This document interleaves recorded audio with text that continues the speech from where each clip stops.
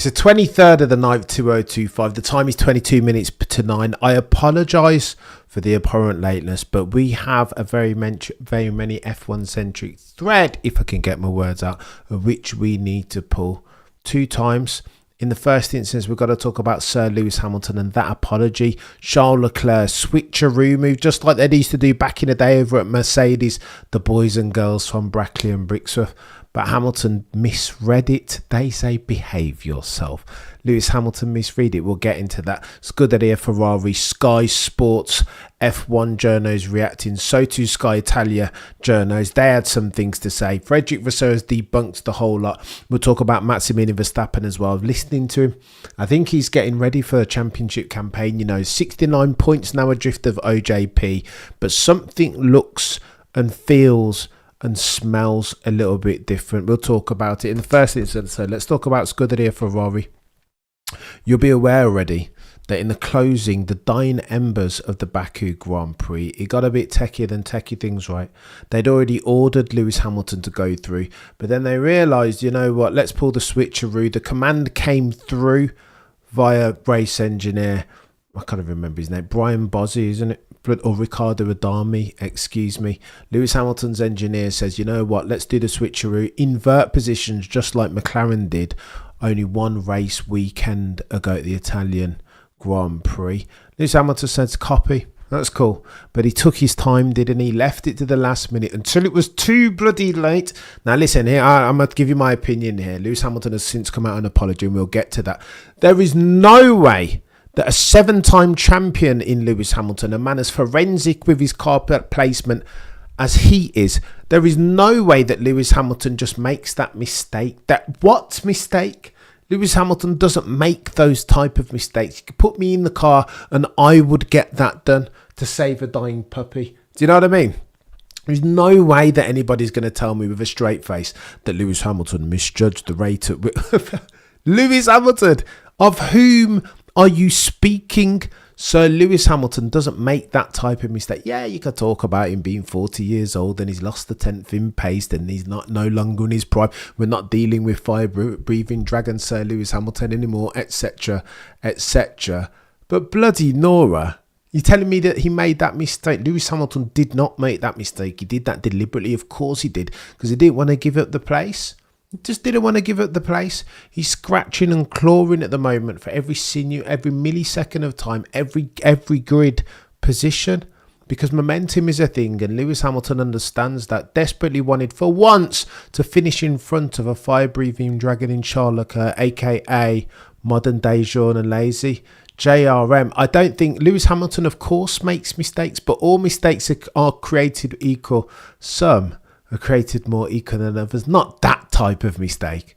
Not that. In the dying embers of a qualifying session, sector 3, yeah, you might see Lewis touch a wall, etc. I get it.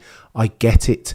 But that type of mistake, the type of mistake that I wouldn't make, no, I'm not having it. Anyway, Charles Leclerc said, you know what, it's P8, P9, who gives a fudge? It makes no sense. Can you imagine, Una? Nonsense. Nobody's ever watched a wheel being turned in anger can tell me with a straight face that Lewis Hamilton didn't do that on purpose. What was he doing? What did he have to focus on? It's the last lap. Fighting for, what are you fighting for? Like, nonsense. Lewis Hamilton did that on purpose because he wanted the place. And fair play to him. Sometimes it's motor racing. Do you know what I mean?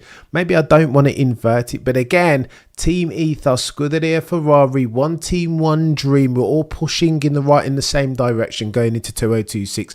Lewis Hamilton is sending documents, making sure they fix for their shoddy working culture, fix for their not insubstantial, they're lacking in robust operational infrastructure. Fix for all these things. Fix for the bloody car. Build a car that has the rigidity at the rear, that we can run sufficiently low to give me the confidence. Sort out the progressiveness on the brakes. Bring back the carbon industry feel and sack off these Brembo nonsense. He's not interested in that. He's not interested in it. And so that's why you get this. I only say that to say this, that what you saw yesterday is that this is cause and effect, isn't it? Lewis Hamilton's cheesed off. You haven't given him the car. You haven't given him anything that you promised him. He doesn't have the infrastructure around him. The strategy guys are nonsense. The communication from Riccardo Adami is rubbish. Sebastian Vettel promised him that he's a good guy, told him about the foibles, the upsides and the downsides. But what's happened thus far? Nothing. Been rubbish. And of course, Lewis Hamilton has made mistakes to exacerbate the Ferrari aspect as far as it's that. Of course he has. He's not hot. You've got to put some culpability at Lewis Hamilton's door, of course. But it's getting techie. And let me tell you why it's getting even more techie.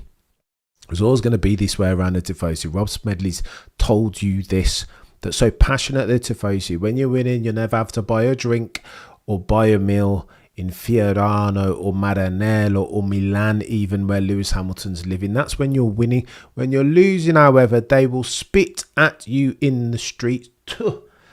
Disrespect. That's the upside and downside that comes with the Tifosi, the passion. Ferrari, Scuderia Ferrari, the red car with the yellow badge and the black prancing horse on top. That is Italy's team. So therefore, don't think you're going to lose in perpetuity and there's not going to be downside ramifications. And that's what we're seeing season to date. Lewis Hamilton hasn't lived up to the hype that Instagram, for whatever reason, we can have that causation conversation another day. But he hasn't lived up to the hype. Michael, John, he hasn't, has he? It's been techie. It hasn't been, and we're out of the honeymoon phase now. This feels more like probation period. Now, for whatever reason, we'll have the causation conversation another day. You can talk about assimilate or acclimatization. You can talk about the car and handling dynamic and Lewis Hamilton and the ground effect car and the aggressive brakes, etc. We can have that conversation another day going into 2026. However, what's clear is this. The Tifosi, the media over there, and now they're not being so kind on Sir Lewis anymore. They indeed are running out of patience. Here's how you know. There's an exchange between Sky journos Carlo Vanzini and Mara San Giorgio. Excuse me. Mara said the following. This is important. Hamilton could have done it earlier as far as the switcheroo. He didn't want to. If he did want to, he would have nailed it long before the start finish. Why were you trying to pull that move as you were going over the start finish line, taking the checkered flag? This is nonsense. If Lewis Hamilton wanted to do that, he would have done it. He's a 7-time champion, a goated F1 mind. He didn't want to, says Vanzini. Maybe he thought, I'm a 7-time world champion. Did you get me here at Ferrari in Milan to swap for 2 points? What is going on here? That's what I think she's nailed it there. But that these journos are highlighting, it speaks to the polemic that Lewis and Scuderia Ferrari and Charles Leclerc. Scuderia Ferrari is not big enough for both Charles Leclerc, aka modern day journalese, and Sir Lewis Hamilton. The response was, but Hamilton also has to prove that he's a 7-time world champion and maybe he isn't doing it. That's an interaction between Mara San Giorgio and Vanzini. It's techie. It is techie. This is the conversation that we're going to keep having. Has Lewis Hamilton proven himself capable of winning a world championship, let alone 7? And I mean, sometimes in the weird and wacky world, if we're going to be harsh, if we are going to be super harsh and very strict, sometimes the weird and wacky world of Formula One, what have you done for me lately, is all that counts. So what has Lewis Hamilton done for Scuderia Ferrari lately? Full stop, new paragraph. Oh, wait. They just dominated 2 races after having a dog of a car. So, Michael, they're improving, chap. But improving to what end, mate, is the point. Both of them, and this isn't just about Sir Lewis, is it? Of course, it's about Charles Leclerc. Both of them dropped the ball. Charles Leclerc's mistake of the unforced variety was more material consequence than Sir Lewis's. But yet and still, Lewis finishes just barely ahead of Charles Leclerc after Charles Leclerc yeets it into the barrier. It was a brilliant opportunity. Let me tell you why. Listen to a podcast. If Carlos Sainz is up there when all is told, and Liam Lawson is up there when all is told, George Russell is up there, nobody's going to tell me that if Lewis Hamilton doesn't make it through to Q3 that he wouldn't have potentially been on the podium. Surely, if we're playing hypothetical games. So then why so consistently, for Sir Lewis Hamilton fans around the world, why so consistently, almost inevitably now, a Lewis and Scuderia Ferrari, their symbiosis, the F1 Venn diagram. Why are they continuing incessantly now to seize defeat from the not insubstantial jaws of victory? Why? Nonsense. Yeah, everybody came there before. This is never going to be easy, right? Alonso couldn't do it. Vettel couldn't do it. Prost couldn't bloody do it. Do you know what I mean? Kimi Raikkonen won one and then struggled. Like, none of those bods could do it. So what makes you think you, Lewis Hamilton, at the ripe old age of 40 years old, what makes you think you can do it? Frederick Vasseur chimed in on this because it's become a thing, this invert gate. Lewis Hamilton didn't give back the place gate. Here's what Frederick Vasseur had to say. He said the situation was clear to us that Lewis had a tyre advantage and we asked Charles mid-race to let him go to try and overtake Lando Norris. On top of that, Charles had the issue with recovery on the engine. I think it was the best option for us to do this move. We asked Lewis to swap back and it looks like Lewis had a misjudgment on the position of the start-finish line, added Vasseur, with no hint that Leclerc took anything amiss in finishing ninth rather than eighth. Frederick Vasseur continues, if we lost something, it was yesterday, not today. I'm telling you, listen to this. I don't believe. Just give up the place, eh? Give up the place. Why would you sustain eighth as if you've got something to win? I tell you what, Charles Leclerc didn't mind. He was like, whatever, it doesn't matter, it's eighth. He was apologised to by Brian Brosey, his race engineer, to which Charles Leclerc said, no, it was eighth, it doesn't even matter. And that speaks to something bigger, right? What we're speaking to here is Charles Leclerc's career wasting away. Point to point, one of the quickest. We've had this conversation ad infinitum, ad nauseum even. It's a brilliant peddler, fast for days. Of course he makes mistakes, but he doesn't have a car underneath him capable of winning a world championship. And therein lies the problem. Charles Leclerc isn't there to take eighth by dint of a cheeky last minute inversion going across the line. Doesn't care. A point. Who even knows how many points you get for eighth position?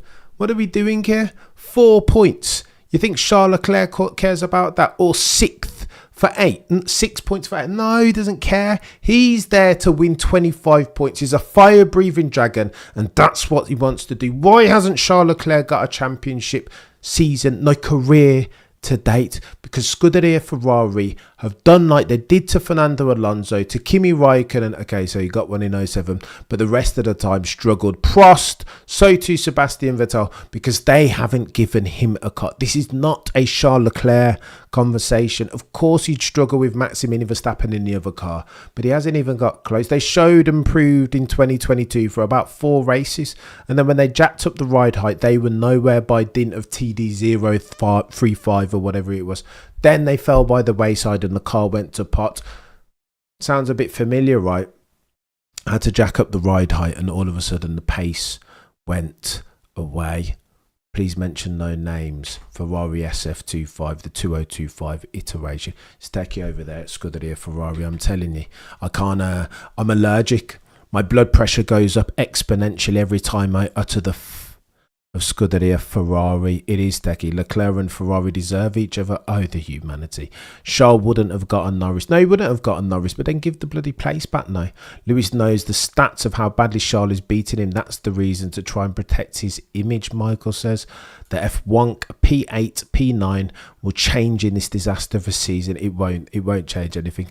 A lazy was bad. No, people keep telling me, listen, every time Charles yeets it into the barrier, that makes even clearer, stronger my conviction in using that moniker.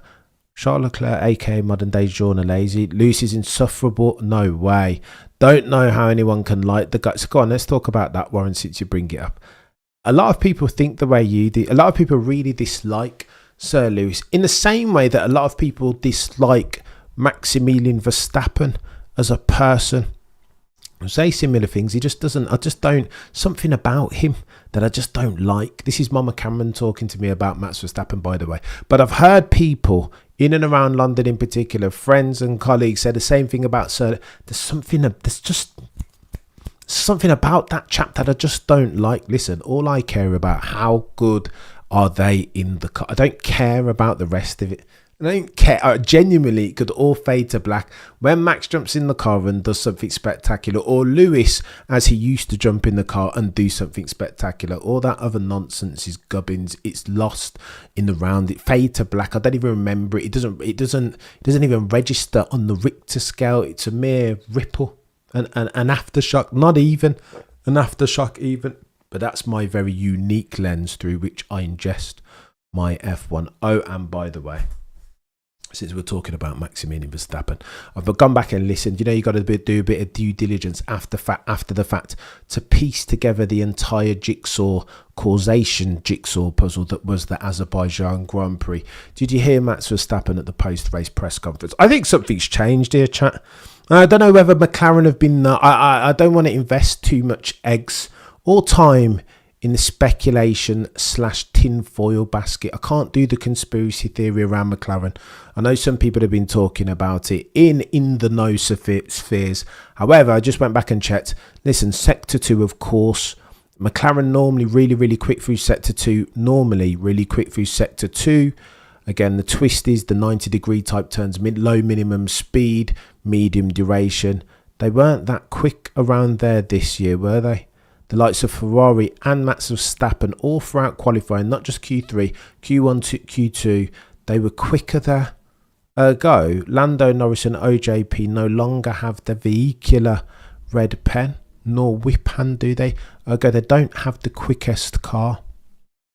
Some people say that something's happened to McLaren, that they've been nuffed. Maybe they've been forced to raise their ride height, just as Scuderia Ferrari have been all bloody season long. But I checked this time last year. I wanted to check what happened at Baku because, again, I wasn't quite sure whether the rumour that they were always blitzkrieg quick through Sector 2, the 90-degree pipework type turns. I wanted to check whether that was true, and it's not. Chat. McLaren obviously go well through Sector 2, but you'll recall 2024 Baku Grand Prix, Scuderia Ferrari had the quickest car by dint of Charles Leclerc. They were quickest through Sector 2. If you don't believe me, go and check the maths. I'm not going to invest in Nerf PLC. I don't think McLaren have been nerfed. What I think's happened is that Red Bull have taken a step. Their upgrades have worked. The floor and floor fairing allows them to run lower, not the other way round. Red Bull now have themselves a car that's not just quick in absolute terms performance, but it's dependable, it's accessible. You remember in testing when Lando Norris just jumped in the car and smashed out purple sectors. It's not just about how quick the car is, it's about how easy and accessible the upper echelons of the car's performance curve is. And Red Bull have got that car dialed in now. How very dare I disrespect and speak so disparagingly about Pierre Vacher? Of course it took him long enough, and we can have a conversation. Your payback period's got to be quick. Pierre Vacher has taken too long, and that time has potentially cost Maximilian Verstappen a championship, the fifth, the all-elusive, as far as Red Bull are concerned, the fifth consecutive. Let's speak to that very quickly, because Max Verstappen made a couple of moves. We've talked about qualifying. That lap was a lap from the gods. There is no way that he should be able to do that again. A damp track beating, nevertheless, Carlos Sainz in a Williams. That makes no sense. Zero mistakes all race weekend, as near as makes no difference. If I recall, there was a cheeky runoff area instance, but I mean, compare and contrast the materiality of that as versus a Charles Leclerc in the barrier, an OJP in the barrier, a Lando Norris love kiss that ultimately cost him the pole in Q3. Do you know what I mean? All of the other drivers around him, if indeed they're the best 20 in the world, because of their behaviour is incorrect. Let me be precise with my lingo. Because of their mistakes, errors of the unforced variety, you've got to put some respect on Max Verstappen's name, mate. This is just by comparison now. This is not Fermat's last theorem that we're trying to solve for in F1 terms. This is this is basics. You want to say that Max Verstappen just did what he was supposed to do. Yeah, well, how about the others? So then, conversely, if Max Verstappen went and did what he's supposed to do in a fast car, then Charles Leclerc didn't, nor did OJP, nor did Lando Norris, nor did Sir Lewis Hamilton. Do you know what I mean? And we're comparing these dudes. We're comparing Max, the winners on the podium at the Baku Grand Prix. the Azerbaijan Grand Prix even. We're comparing them to the other best 19 in the world. Do you know what I mean? So what are we doing here? And here's where Maximilian Verstappen, this is why I think something's different. And maybe this is copium, but listen, we'll never ever sacrifice truth nor objectivity at the altar of partisanship. Never. However, hearing Max Verstappen talk post-race, there was a couple things that I think were worth highlighting. First, anecdotally, if you don't think Max Verstappen and his wherewithal, his ability to read a racing room is next level. Tom Clarkson pushed it forth this way. Said about Singapore, next race weekend, Tom Clarkson said. Max, how do you think you'll go well at Singapore? Do you think Red Bull will get their first race victory? To which Max Verstappen snapped, my first race victory, not Red Bull's. Red Bull have won before at Singapore. Just has his knowledge just there on tap. Do you know what I mean? It's ever so slightly beneath the surface, but he will correct you if you make a mistake. Cheeky faux pas there from Tom Clarkson. And again, Tom Clarkson, I do like a bit of Tom. He's a legend. However, then you come to hear Max Verstappen start talking about the strategy. Do you remember the big chat around Max at Monza? Was the bloody qualified and the setup of the car and the way he qualified.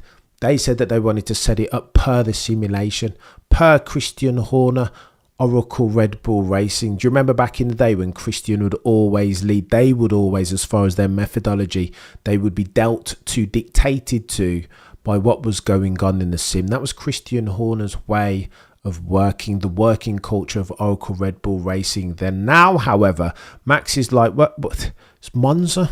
Look, take some downforce points out of the rear wing. I can handle it.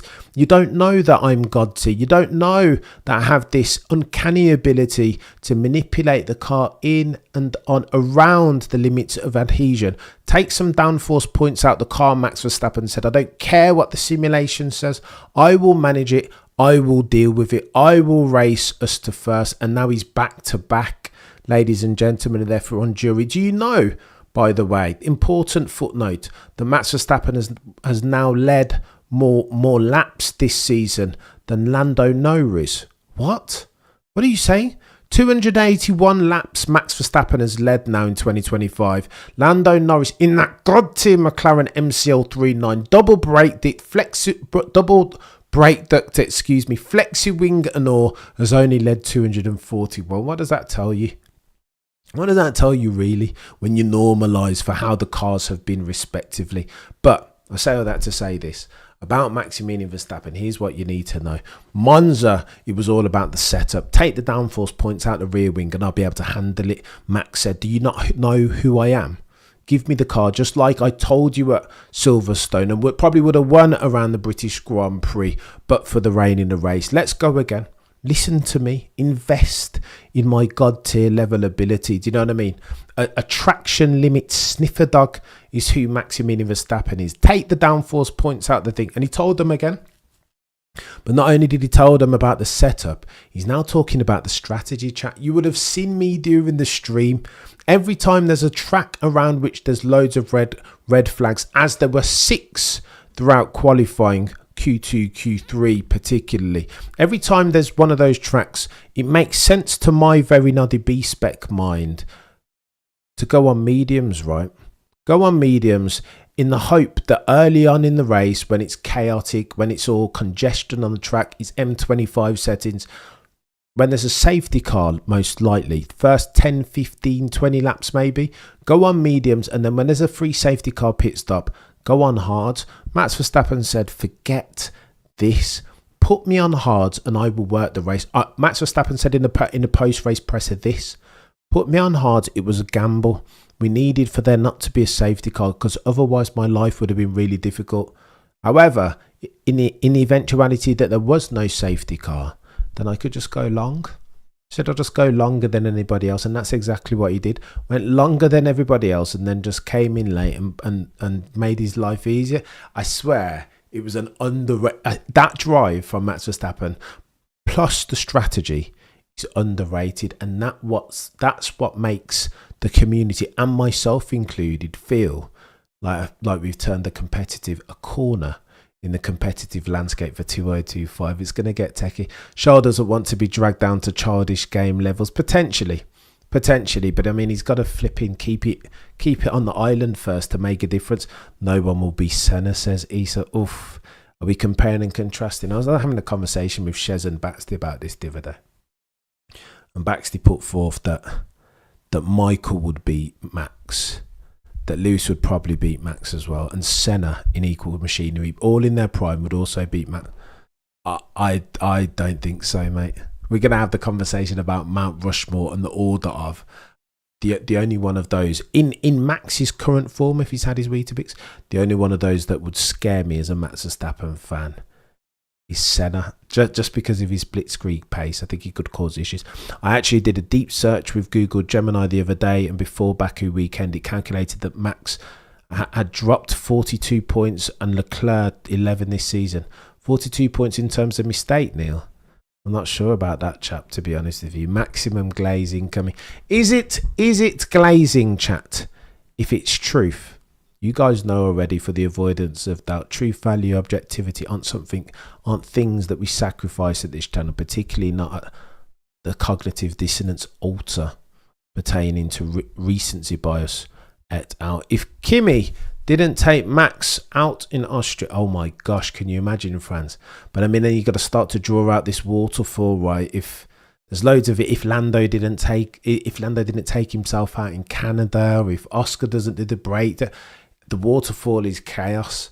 Even Max crashed on practice in the start. I think he went off Macon, to be fair. TWM, the thing is, Max hasn't peaked when you consider he's improving at Baku. That's TWM, you've nailed it again, mate.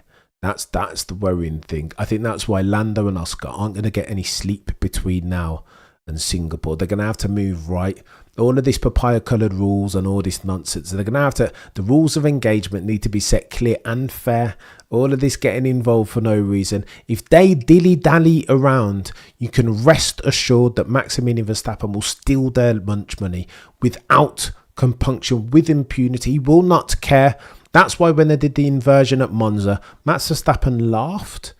Tell me that you're not battle ready without telling me that you're not battle ready is what McLaren are doing. Max Verstappen is like, what are you doing? Singularity of focus or lack thereof, McLaren, Andrea Stella. What are we doing here? This is nonsense. If my bummer, but I know if games a overall. Remember, Max has a few penalties and a few mistakes, like Silverstone. Silverstone wasn't best. But I mean, he had no downforce, not to excuse it, of course, but he had no downforce on the car. What are we doing here? The Silverstone, then you want to say Barcelona as well. Those are probably Max's two big mistakes. McLaren is going to do a McLaren 2007, 100% Luigi.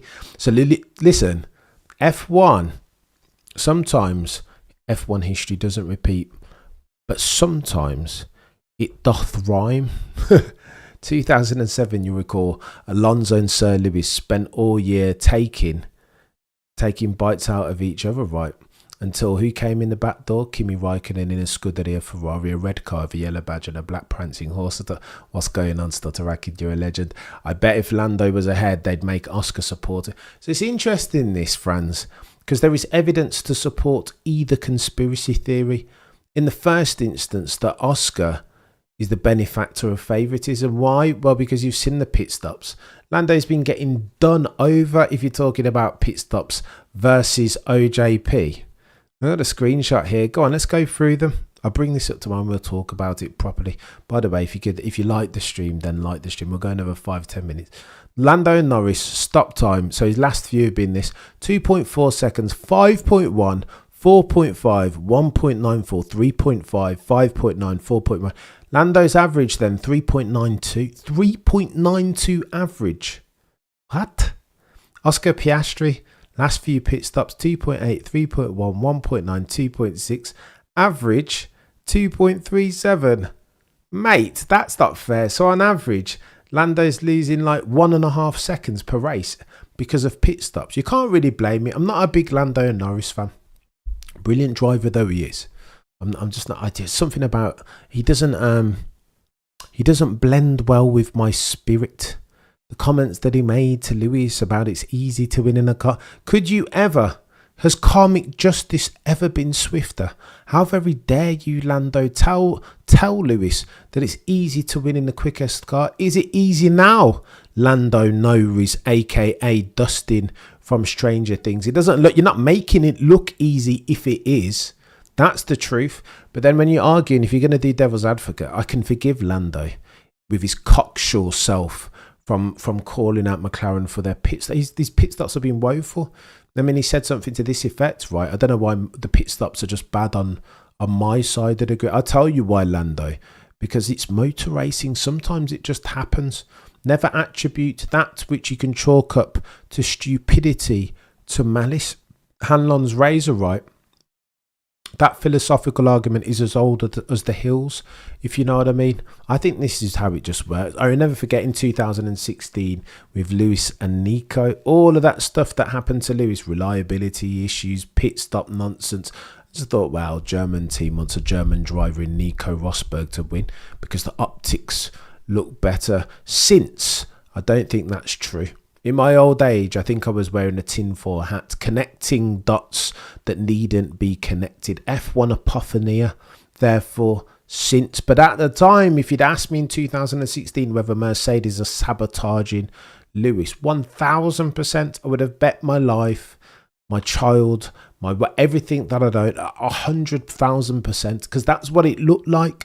But sometimes things look like they are a certain way, but the underlying is not. The hybrid era has ruined F1. We'll talk about that. Honestly, Buddha boy, we'll nail that. Lewis would outdo Max in their respective primes. Now that is a crazy thought. Listen.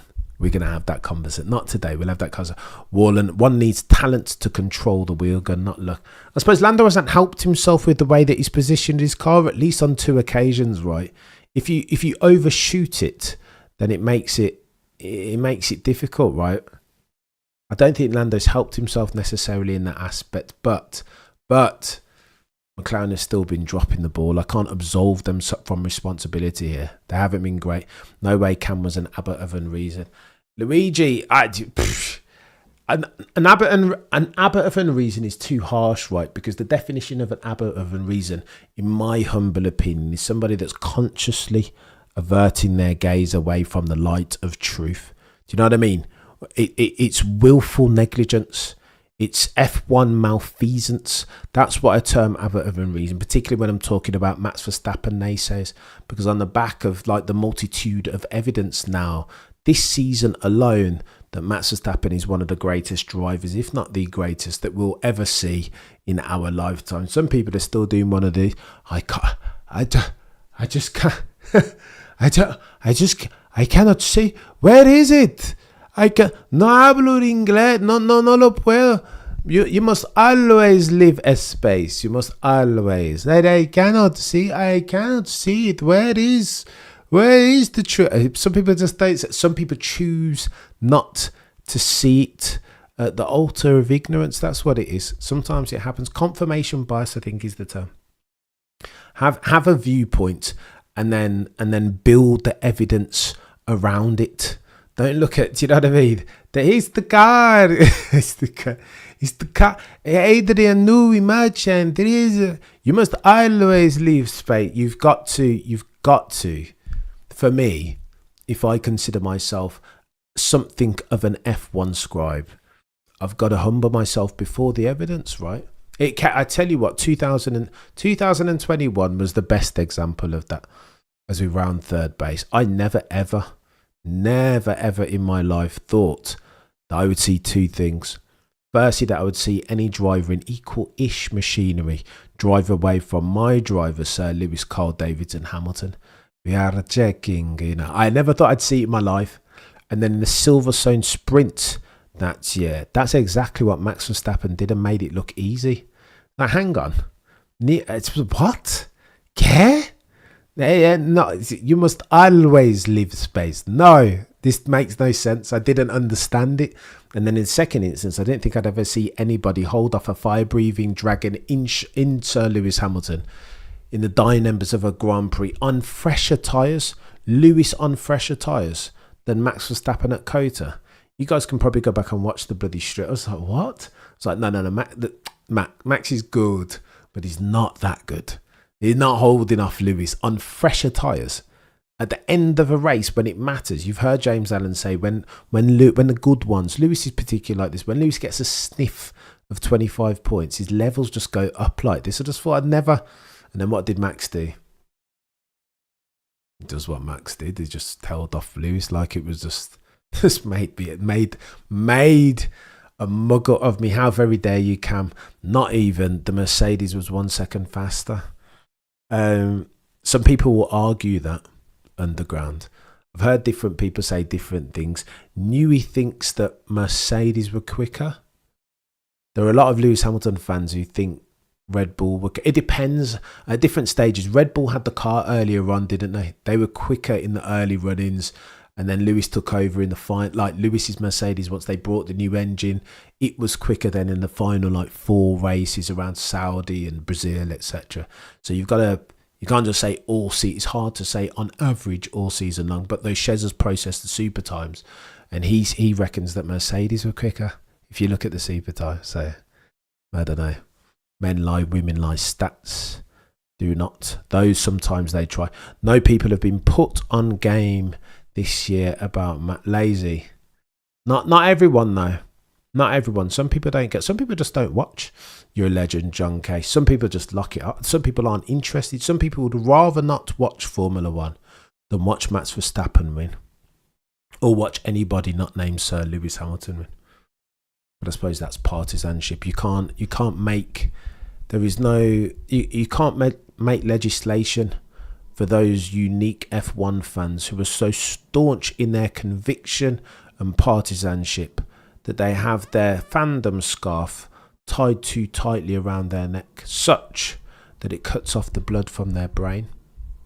You don't expect objectivity from those fans. Didn't Red Bull Racing bring back their development and Honda engineers to work on that 21 car? So go on then, it's a great point. It is a great point. So at the end of the season, Mercedes, decided they were going to focus on 2022. So their curve plateaued ever so slightly. That's not to say in the dying numbers they weren't quicker. They were quicker around Abu Dhabi. 100% they were quicker. Saudi Arabia, they were probably quicker as well. All those last 4 or 5, but by the time that Mercedes had upgraded, brought the new bloody suspension even, I think Mercedes were quick. Mercedes were definitely quicker in the dying numbers, but Red Bull probably had the whip hand earlier on in the season. Max, these new haters. Safak, what he's saying. Landslide. JP says, even Mercedes and Ferrari fans are rooting for Max against Papaya Crane here. I swear that you can't be so pejorative. So go on then, JP. I agree with you. How are you? It was interesting, right? I'll leave you guys with this as we round third.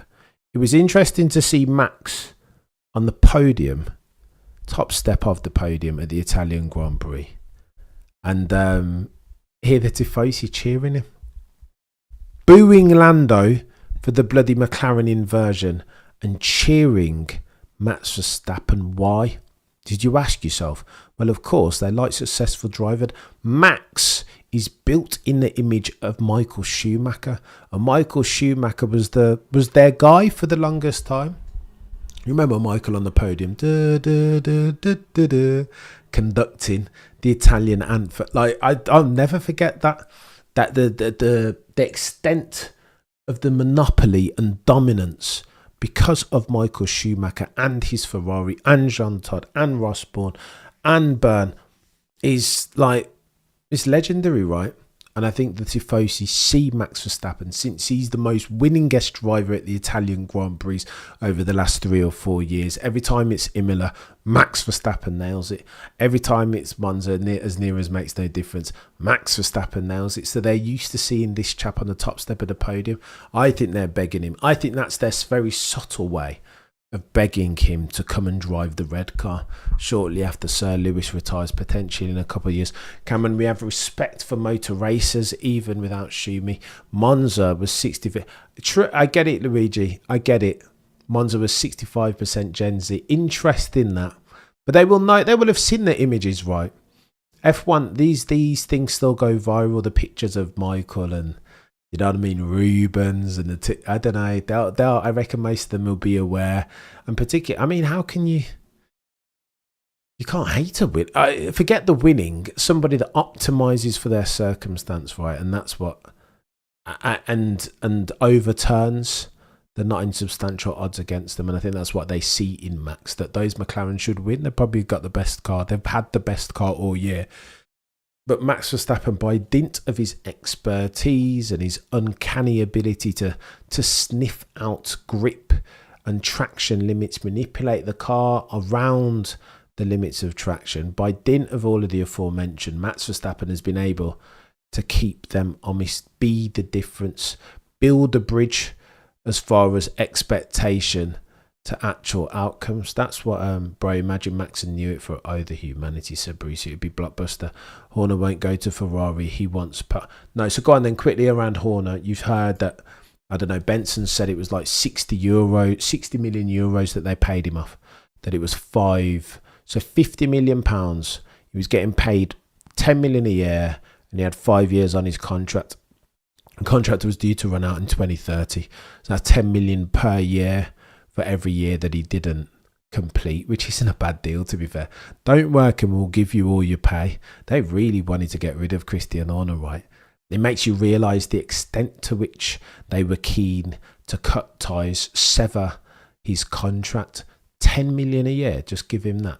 Bit of gardening leave. So what happens next for Horner? Well, everybody's saying he's going to be 100 million. So it depends who you listen to. Again, remember, it's important that we couch the conversation in these terms under the following aegis. All F1 journos, as far as their integrity, are created equal, but some are created more equal than others. The likes of the race, they're legends, to be fair. The likes of Ed Straw and bloody, what's his name, Scott Mitchell, Malm and Mark Hughes, don't mess about. They don't miss too often. However, in this instant, because the BBC is paid for by taxpayers' money, if there is ever divergence between different publications, just go with, if Benson's reported on it, then there is a higher expectation as far as his truth as versus that the race can get it wrong and nothing happens. But you think you're paying taxpayers' money to the BBC for them to report on figures that are incorrect. Just defer to Benson. He's got to be truthful. And if he says 60 million or 60 million euros, 50 million pounds, then I'll go with that. Ferrari's issues, the people behind the scenes, they keep firing the people in front of that. So go on then, Lazy. This is important now. As far as Ferrari, what I've heard from people, you're a legend, Lazy. I appreciate you, mate. If you like the stream, then like the stream. I'll go another 5 minutes and then I'll run away. Here's what's important as far as Ferrari are concerned. I've always heard this. You remember Luca Montezemolo, who is a Ferrari man, if ever a Ferrari man existed, not named Enzo Ferrari. A proper bona fide Ferrari guy is who Luca Montezemolo is. And you heard his words most recently. He said, listen, leadership. What leadership? Ferrari have been lacking leadership for the past 5 to 10 years. I don't know what the word means even. Bonotto was there and he was a little bit of a leader. And then they sacked him off. He had the knowledge and the intellectual property, the engineering and F1 mind that Bonotto could potentially have done something. But they booted him away. Talking about stability. Where is it? Where has it been at Scuderia Ferrari? Can they even pronounce the word? It's been a magic roundabout, right, between Adia Raveni and Binotto and like they've just, do you know what I mean? Like ever since the Monaco left, it's just been nonsense. They've sacked their managers more frequently than Manchester United, and that's saying something. Like what's going on here? Stability. Out of stability comes performance and therefore track time, lap time even. There is performance instability, and Montezemolo keeps telling it there has been no stability at Scuderia Ferrari. And then on top of that, if we're talking about the cause, the root cause, the root and branch cause of Scuderia Ferrari's difficulties, you've got to talk about innovation. You can see it. A good case in point is the communication. We are checking. What? Do you think you'd ever hear GP say that to Max Verstappen? He would never. But that's because Red Bull have emboldened GP sufficiently to make a decision and make a mistake. Okay, so GP's a god tier level race engineers. So 9 times out of 10, he has the answers at his fingertips. They're there. He's ready to go, right? There is no checking. Hannah Schmitz will have nailed the strategy and all the different permutations and scenarios, and GP will have them in front of him, ready to communicate. In fact, they would have had that conversation already. And Max will have that in his head unless something changes. But yeah, and still, you get the sense that GP and co, Hannah Schmitz, that they're emboldened. Red Bull were, at least in the time of Christian Horner, and I'd imagine so too under the helm, the tutelage of Lauren Mekies, are emboldened to make a decision and fail from time to time. You've heard Andrea Stella talk about this, our equivalent in F1 of Pep Guardiola, like a 200 IQ level racing mind, who, by the way, has been around the likes of Schumacher. Do you know what I mean? Engineered for that dude and knows what good looks and feels like as far as working culture and championship mentality. When you speak to Stella about this, Stella would always say, when McLaren weren't so good, the question would always come to Stella, how are you going to turn this around, chap? Remember, only a couple of years ago, McLaren were last, drop dead, nowhere. Their car was poor. Zach Brown was having to ring sponsors, tell them that it, appease them and tell them that it's all going to be okay. We're going to turn it around at some point. You remember, this was only 24 months ago. So how did Andrea Stella and Zach Brown get from there to where they are now? Remember, Ted Kravitz asked Andrea Stella, what upgrades are you going to bring to the car between this season and next? You're rubbish now. You're nowhere. How are you going to improve with this? And Andrea Stella said this, and this is what made me. It's brilliant and it's pertinent, anecdotal all the while, but it's revealing. It's insightful as far as who Andrea Stella is, how he thinks, and out of what type of thinking and working culture comes lap time. Here's what Andrea Stella said. The question, I remind you. What are you going to bring? What upgrades are you going to bring to this car to make it fast? Andrea Stella said, what we're focused on, it isn't a front wing, it's not a rear wing. And this is Andrea Stella talking, by the way, about 24 months ago when they were bad. McLaren, the papaya colour team with all their papaya rules and the rules of engage. It didn't matter then because they were finishing 19th and 20th. Here's what Andrea Stella said that he was going to do. He said, what we're not focused on is any one particular part. It's not about the flexible front wing. It's not about the rear. It's not about the floor. It's about instituting for the parameters within which we can grow and innovate and be ourselves. That's where the lap time rests, the advantage of the doable competitive variety. He's talking about the guardrails, making sure that they're sufficiently tight to where they don't make mistakes ad nauseum, but sufficiently wide to where people can try things and make mistakes.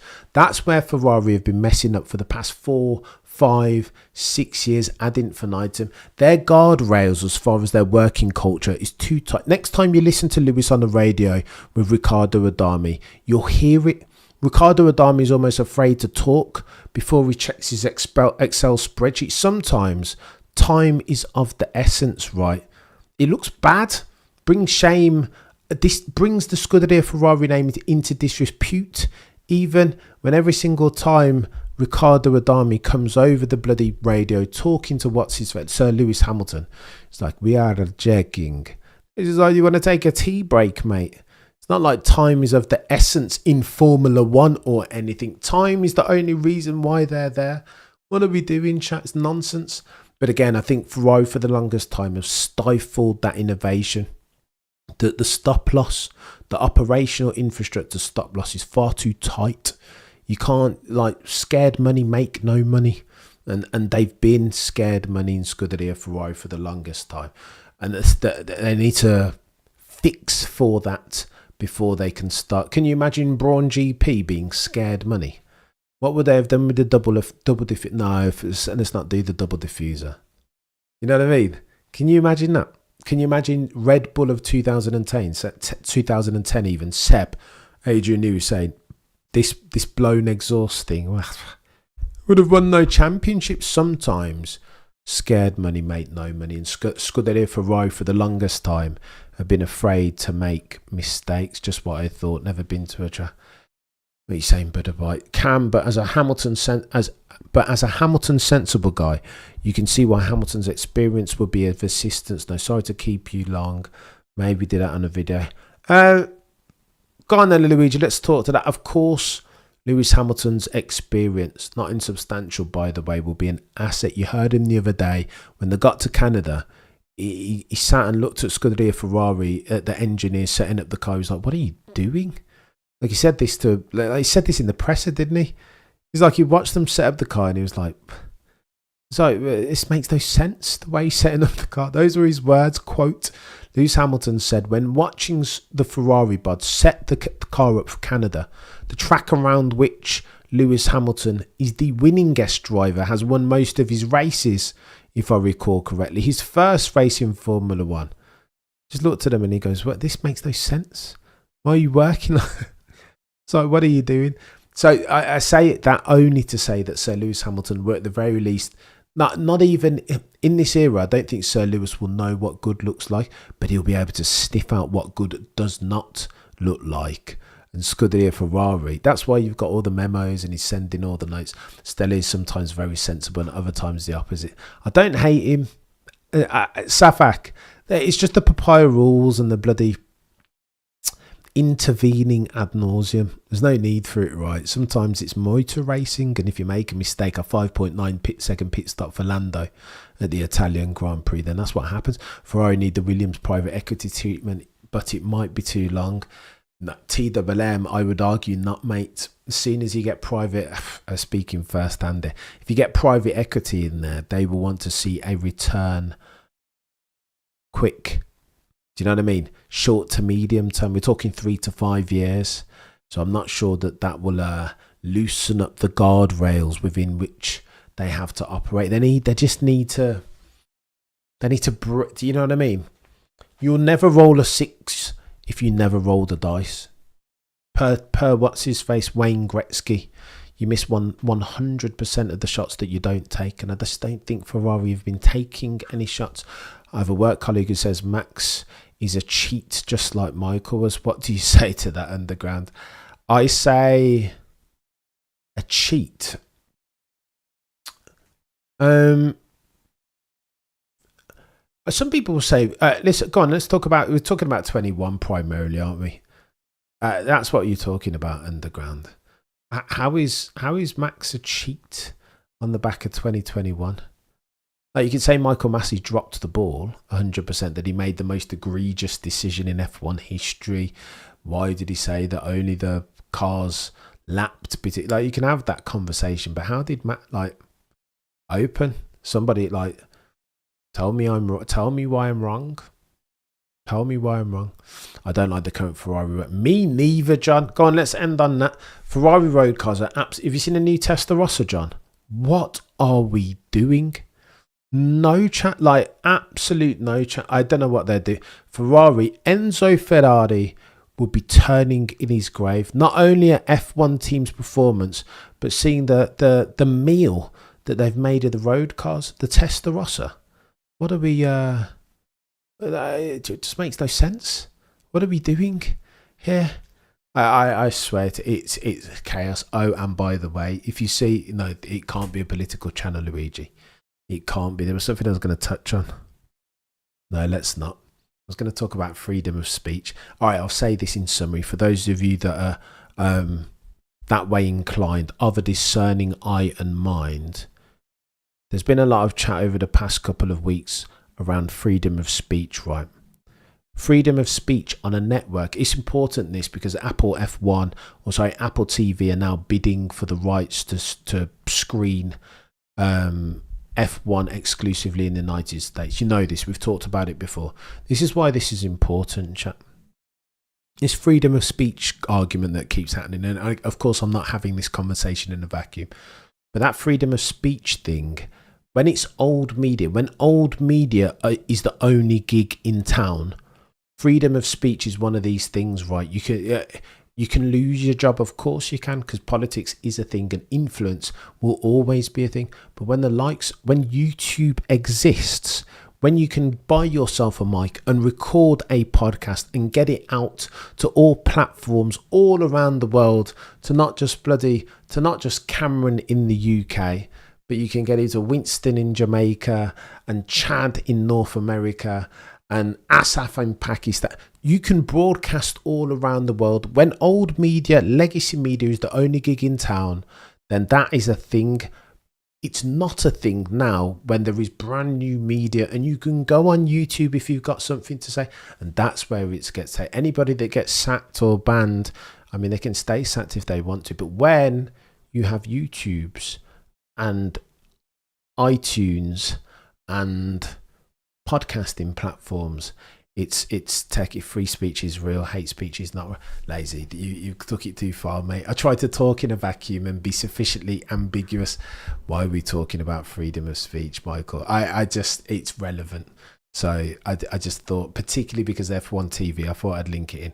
You guys have been legends. I'm going to go away before we start getting techie things around all things political. You guys have been legends.